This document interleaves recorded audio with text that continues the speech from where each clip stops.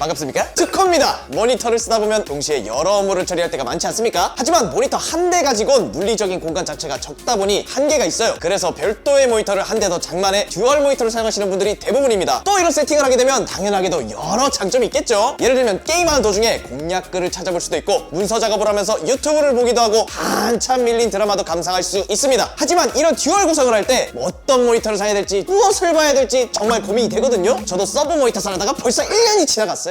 그래서 오늘은 서브 모니터를 구매할 때 뭘 봐야 되지? 에 대한 얘기를 해볼까 합니다. 설명을 위해 가장 대표적인 서브 모니터 하나를 가져왔는데요. 바로 삼성전자 S27B610입니다. 27인치의 QHD 해상도 그리고 IPS 패널, 아주 정석적인 제품. 모니터의 기본이라 볼 수 있는 화면 품질도 상당히 준수해서 메인 모니터로 사용해도 손색 없는 그런 말이에요. 여기까지 읽어주면 되냐? 자, 그럼 본론으로 돌아와서 서브 모니터를 살 때 가장 먼저 고려해야 되는 게 뭘까요? 왜요? 브랜드? 아니요, 패널입니다. 듀얼 모니터를 구성하다 보면 어쩔 수 없이 모니터 하나는 사이드로 빠지는 경우가 생깁니다. 그렇기 때문에 시야각이 좁은 모니터의 경우 화면에 표시되는 결과물이 왜곡되어 보여집니다. 물론 FPS 빡게임이나 영화 감상 이런 목적으로 별도의 서브 모니터를 구매하는 유저라면 TN이나 VA 패널이 들어간 제품을 구매하는 게 더 적합할 수도 있겠죠. 하지만 대다수의 사용자는 지금처럼 메인 모니터와 함께 정보를 띄워두는 목적이 대부분이고 일단 기준은 IPS다 라고 정리하겠습니다. 뭐라고? OLED는 왜 아니냐고? 쓰겠냐 이씨. 다음은 크기입니다. 이 부분은 솔직히 말씀드리죠, 정답이 없어요. 물론 책상이 사이즈만 된다면은 본인이 사고 싶은 모니터 아무거나 사셔도 돼요. 하지만 아직도 많은 유저들은 1200에 400, 600mm 정도 되는 표준 크기의 책상을 사용하고 있기 때문에 만약 본인이 32인치 모니터가 메인이다? 그러면 솔직히 27인치 정도가 마지노선이에요. PC까지 올려놓으면 좀 부족하지 않나? 아이 PC를 내려! 그런데 책상 사이즈도 여유가 있다? 그러면 본인이 현재 쓰고 있는 메인 모니터의 세로 사이즈와 동일한 제품으로 구매하는 걸 추천드립니다. 27인치와 34인치는 비슷한 높이인 27인치로 32인치와 38인치 역시 비슷한 높이인 32인치. 느낌 아시겠죠? 아니 그러면 더 큰 43인치, 48인치는 어떻게 하냐? 그때는 24인치를 피벗하거나 27인치를 피벗해서 사용하시면 아주 딱 들어맞을 겁니다. 당연한 거긴 한데 셋업을 했을 때 이 높이가 동일한 상태가 주는 심리적 안정감, 그게 질입니다. 하지만 단점으로는 가로 범위가 너무 넓어요. 그래서 사용할 때 고개가 아프다든가 낭비가 되는 공간이 많다는 그런 아쉬움도 있죠. 그럴 때는 세로로 돌려서 사용하는 것도 추천을 드리는데 웹페이지 볼 때 훨씬 더 많은 정보를 볼 수도 있고 요즘 유행하는 틱톡이나 쇼츠 영상 보기에도 정말 딱 맞는 환경을 구축할 수 있습니다. 저는 개인적으로 직캠 볼 때 너무 좋더라고요.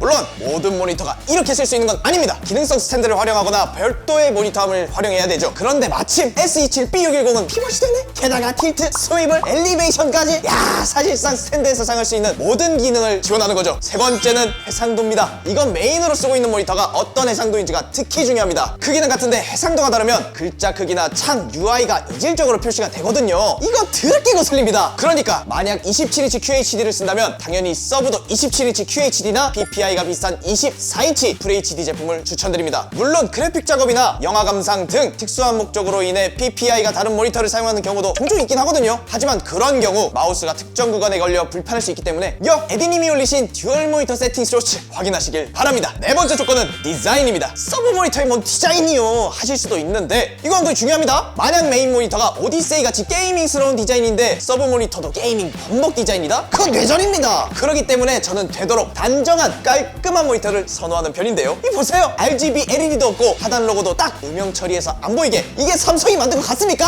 물론 이런 외적인 디자인도 중요하지만 가장 중요한 건 바로 이 안쪽 화면 베젤, 요게 제일 중요합니다. 아무리 가까이 붙여봤자 물리적으로 이어진 화면이 아니기 때문에 당연히 떨어져 보이잖아요. 그렇기 때문에 베젤이 좁을수록 더 일체감 있는 듀얼 모니터 세팅이 가능합니다. 특히 S27B610의 경우 아웃 베젤 약 3mm, 이너 베젤 5mm 정도로 상당히 얇은 모습을 보여주죠. 두 개를 같이 붙여놔도 깔끔한 모습 그 자체. 마지막은 포트 구성입니다. 대부분 이걸 크게 고려 안 하시고 구매를 하시더라고요. 보통 시중에 구매할 수 있는 그래픽카드 대부분이 DP 포트 3개, HDMI 포트 1개로 상당히 제한적이에요. 그런데 막상 서브 모니터를 샀는데 HDMI만 있거나 심하면 D서브 같은 구형 포트만 달린 경우 종종 있거든요. 제가 실제로도 겪어봤는데 만원짜리 장난인 줄 알았어.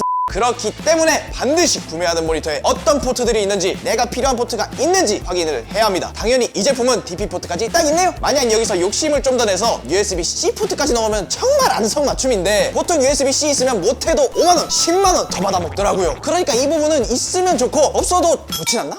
지금까지 서브 모니터를 구매할 때 고려해야 되는 부분 삼성전자 S27 B610과 함께 알아봤는데요. 오늘 이야기한 내용이 여러분의 고민에 많은 도움이 되셨으면 좋겠네요. 근데 놀랍게도 오늘 말한 대부분의 조건이 이 모니터에 부합해요. 27인치 크기, QHD 해상도의 사이드에서 봐도 문제없는 IPS 패널까지, 게다가 화면 품질도 상당하기 때문에 많은 소비자에게 선택을 받은 게 아닐까 생각합니다. 물론 오늘 말한 가이드가 모든 상황에 적합한 건 아니기 때문에 만약 본인이 생각하는 더 좋은 조건이 있다면 밑에 댓글 남겨주세요. 저도 참고 좀 하게. 그리고 이 모니터 본문으로 확인하시면 현재 할인을 진행하고 있어요. 관심 있으신 분들은 들어가서 구경 한번 해보세요. 지금까지 저는 옆에 있을 때 더 빛나는 남자 두코였고요. 이 녀석은 서브 모니터 종결자 S27B610이었습니다. 끝!